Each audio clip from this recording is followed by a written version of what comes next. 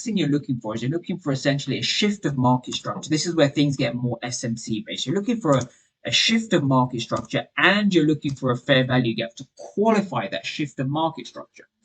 And this is essentially your A plus checklist. So let's take this over to the left so it doesn't get in the way of the charts.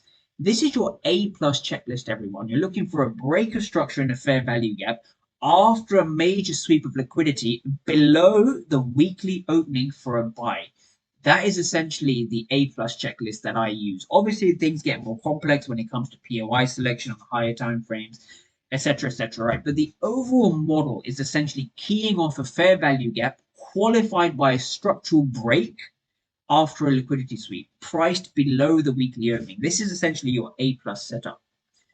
And now from here, once you've identified that, from here, we're going to quickly go over the market structure shift, right? So we see a market structure shift just over here, right? Near the Judas swing, just above the Judas swing. And this is what validates the Judas swing itself. So let's label this the Judas swing.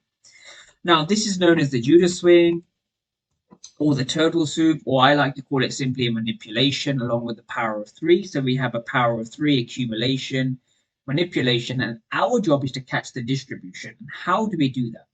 Well, the first thing to understand is we have a clear shift of the market structure over here. So MSS refers to a shift of market structure or a market structure shift.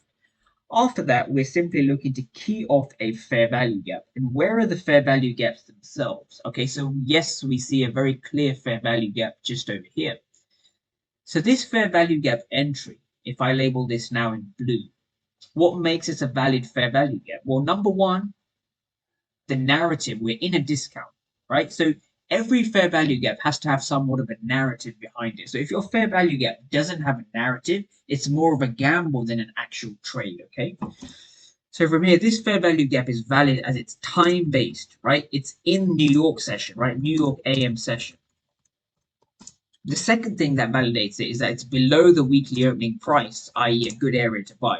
The third thing is we're in a 4-hour discount. So notice how we're building a story in price. So this isn't just some random fair value gap that I brought from a chart.